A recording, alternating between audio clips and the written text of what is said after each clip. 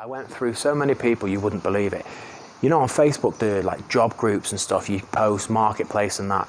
I posted so often in the Phuket job thing that people started commenting underneath like, are you killing them? How's it going, folks? You're on the Thairish Sun. And before we start this very simple video this week, I'd just like to politely ask that if you haven't yet subscribed, that you please do so.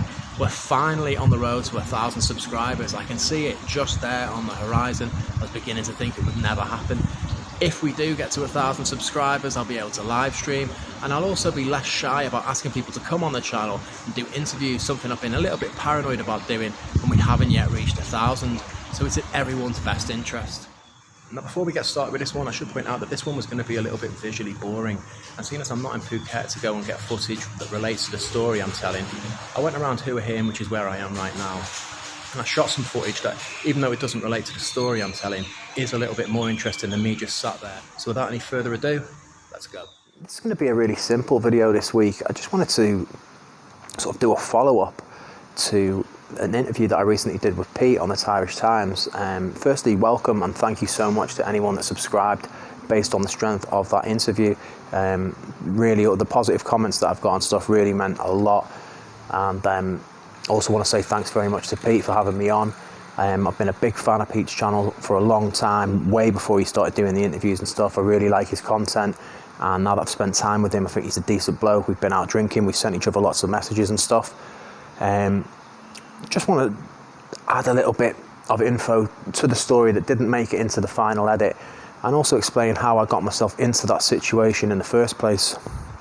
With regards to the interview, when we did that, Pete had literally just arrived in Samui.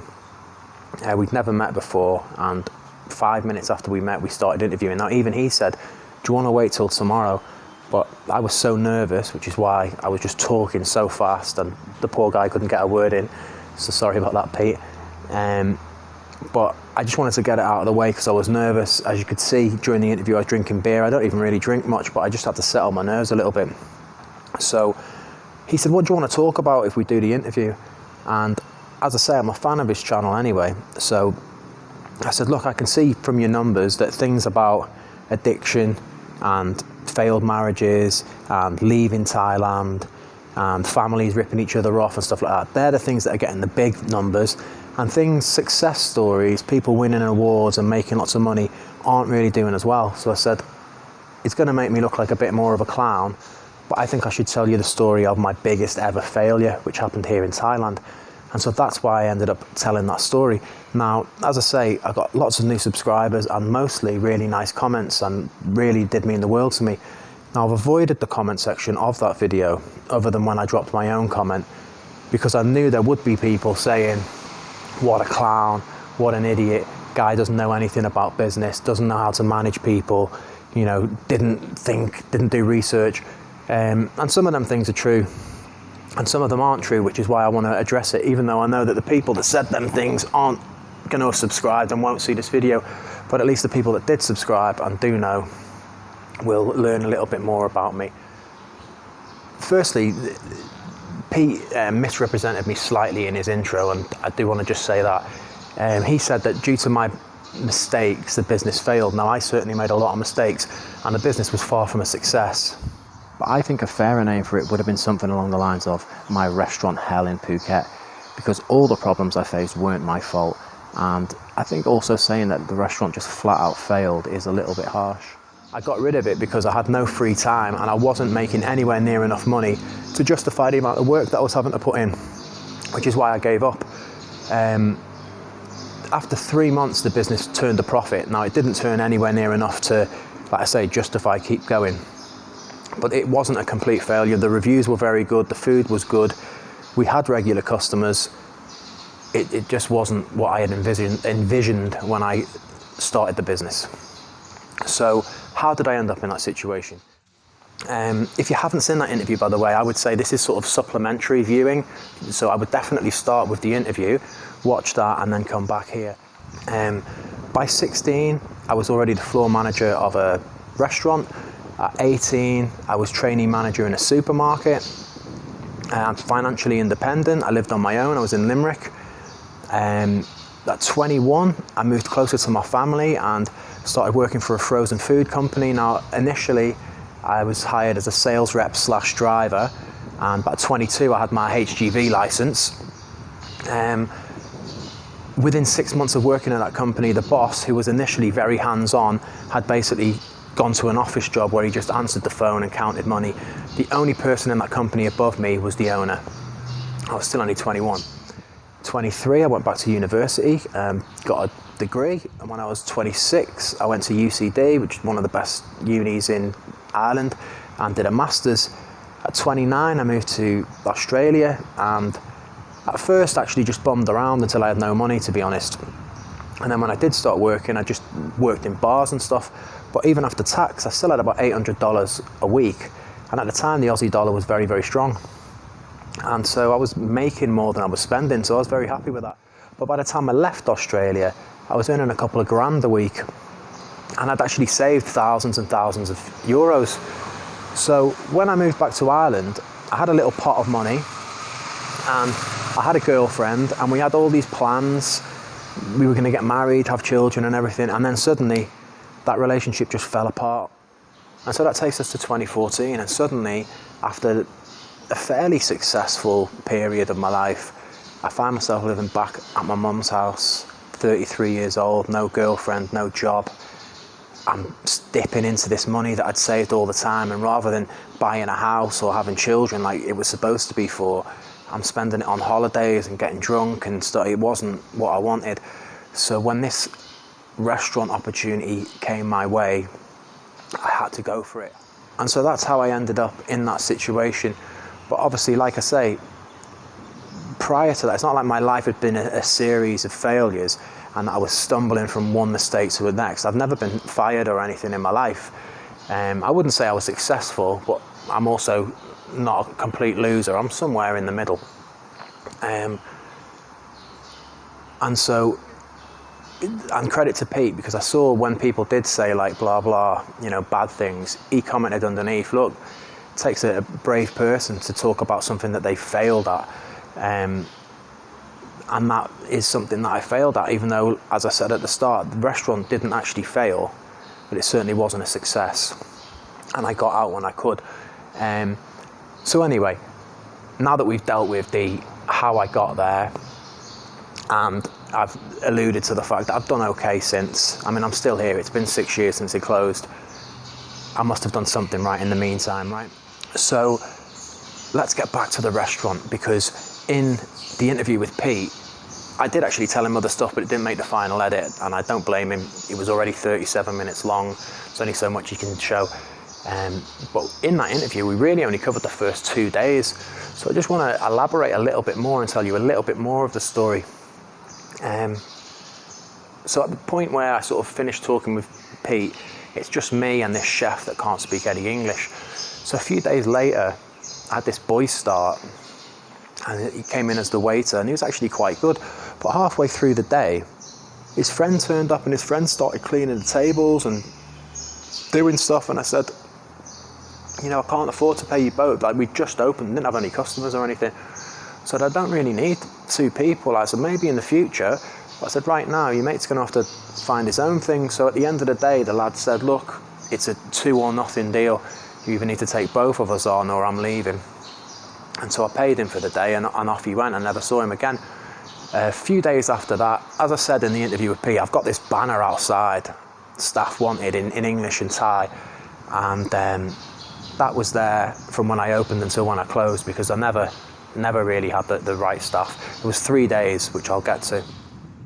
I'll also say this, in the entire time I was open, not one person, and I mean not one person, came to me with a CV or references, or it wasn't like back home. There was no interview procedure. People would come in and I'd almost be like, please, come on, you can work here. I'd give anyone a chance, because I just needed staff. So in Phuket, at least at the time, I don't know if things have changed a little bit because of what the last couple of years have been like, but at the time there were more jobs than there were people. So a Thai person could easily walk out of one job and into another job like that. And like I say, they didn't need to bring CVs and references. They didn't need to leave one job on good terms, because the next job was just going to be happy to have them. So about 2 weeks after I opened, a lady came in and we had a chat. And I said, all right, tomorrow morning. Now this ended up being the best waitress, the best member of staff that I had ever. She also lasted the longest. And she taught me a hell of a lot about Thai culture and how to deal with Thai people and stuff. And the mistakes I was making. She told me she'd been dating English or English-speaking people and foreigners since she was 18. So she understood how to deal with us, and she understood the mistakes that were common that we would make when dealing with Thai people. And so she sort of became my middle person between me and all the rest of the staff, because when I needed something done, I could tell her in like normal terms, and she'd find a way of saying it to the Thai staff that didn't offend them, and then they'd actually go and do it. She was a godsend in many ways. But even she turned up for her first shift 25 hours and 15 minutes late. So we'd agreed that she'd be there, say, Monday at 10, and she turned up Tuesday at 11:15. I was in the kitchen, I remember it well, chopping away, and next thing the kitchen door opened and she kind of thing, and I was like, just forget it, you know, like, it doesn't matter, just go, you know, it's obviously not going to work if, you know, because I'd had this happen before where people would call up and say, I really need a job, I'm going to come, I'll see you tomorrow, and then they just wouldn't come.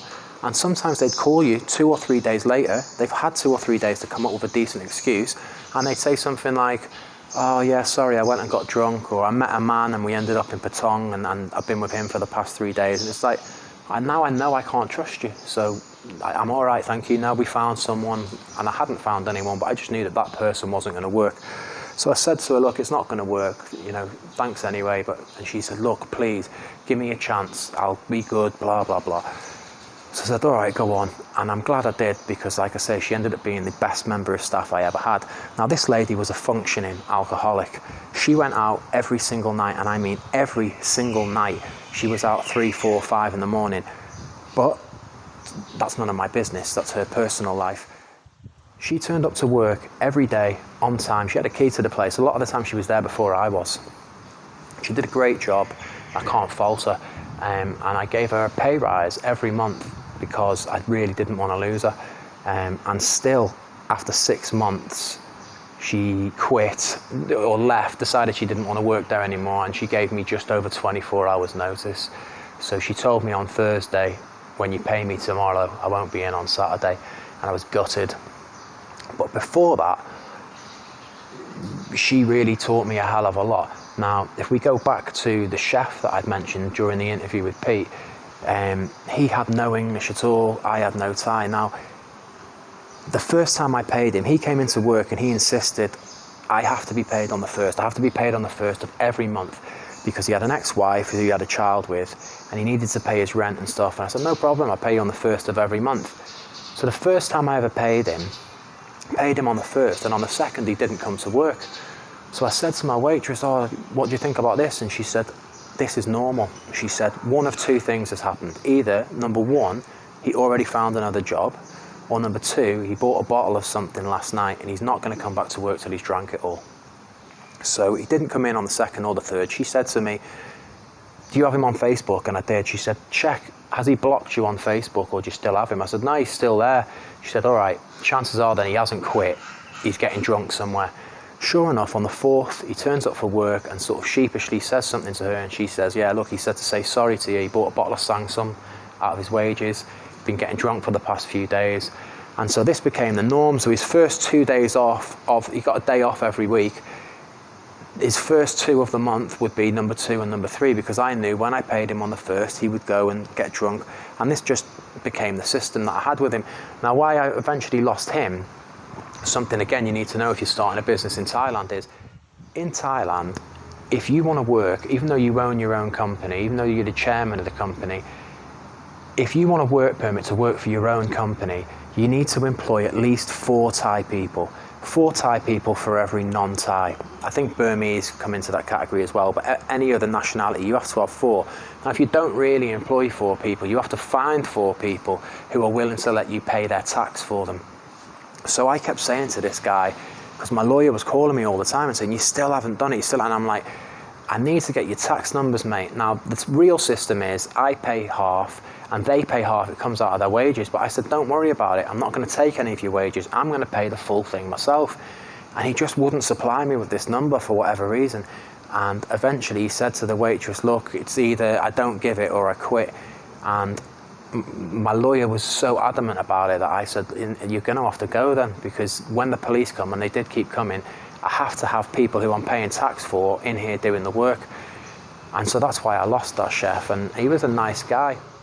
I'm not going to tell you the story about every staff member I had, because honestly, we'd be here all day. I went through so many people, you wouldn't believe it.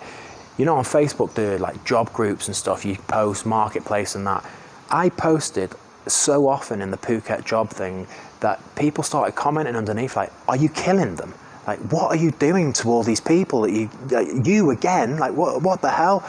And it's just, I used to laugh along. I used to actually post a lot on Facebook and say, like, waitress number 14 starts today. Let's see how we get on.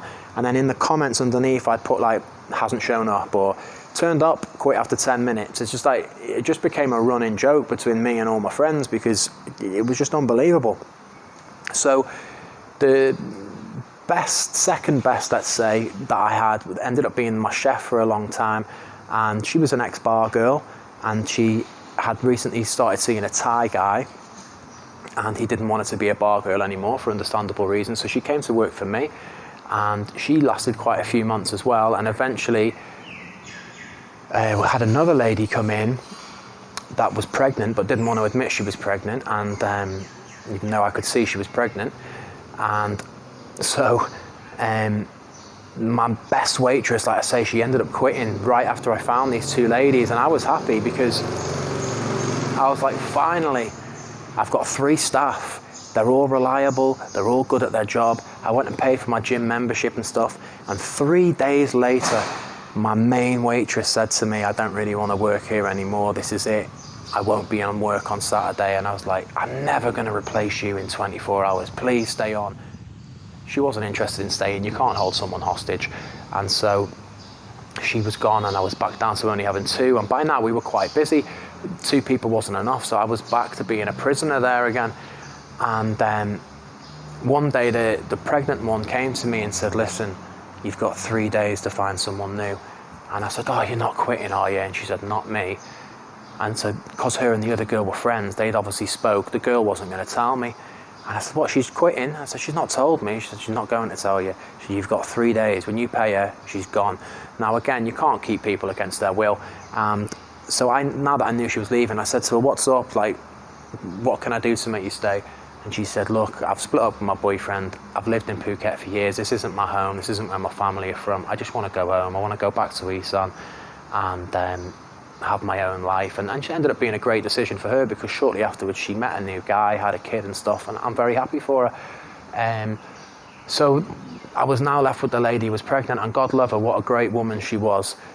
I kept saying, you've reached breaking point now, you need to stop. No, I'm all right, I can do another month, I can do another few weeks or whatever. I mean, she was ready to pop, and I remember walking into the kitchen one day, and our kitchen was the hottest place in the world. I mean, Phuket's not cold anyway, but this was a tiny kitchen. It must have been 40 plus degrees in there. It was crazy. She was dripping sweat, and her ankles were massive. And I was like, this is it. I said, you can't, it's not fair. I don't feel right having you in here anymore. She's like, I think I can do 1 more week. I said, you can't. That's it, you're done. You have to go home, get your feet up. And luckily for me, I'd not had a single family member come during this period, and my mum came to Thailand for the first time ever. And so I was able to say to her, look, you can see I'm not exaggerating. It's the reality of the situation. Look, that's the sign that's been there for over a year. It's impossible to find the staff. Yes, it's making a little bit of a profit, but this is no life. This isn't what I came here for. And so now she could see, right, he's not exaggerating. He's not just making things up or whatever. And she said, yeah, pull the plug on this. You did your best. It wasn't meant to be. And so that's how I got out. So it was a failure, yes, in that it wasn't a success, but it didn't necessarily fail. I could have kept going. It's not like I couldn't afford to pay the rent or my landlord came and kicked me out or anything. It was just a nightmare. It was a nightmare. It was a disaster. I used to go to bed at night dreaming that I was in the restaurant, because it was all I knew. I had nothing else to dream about because it was all I knew. I didn't ever go out drinking. I'd never had a girlfriend at all in this entire period, because this was my life. I would get up first thing in the morning and go to Macro, and then I would bring the food to the restaurant. The restaurant was open from 10 till 10. I was lucky if I could escape for an hour in them 12 hours, and normally that was to do something that needed doing. And then I had to go home and do the books, go to sleep, dream about being in the restaurant, get up, go to Macro, back to work, come home, do the books. It was no life. It's not what you moved to Thailand for. And so that is the story of my failed restaurant in Phuket, and in a little more depth. Now you know why I ended up in that situation and why I got rid of it. I hope that this has been of some interest to someone, supplementary viewing, like I say, to the interview that you already saw. I'll try and do something a little more cheery next week. Until then, take care of yourself, have a good week. I'm off to the gym. Bye bye.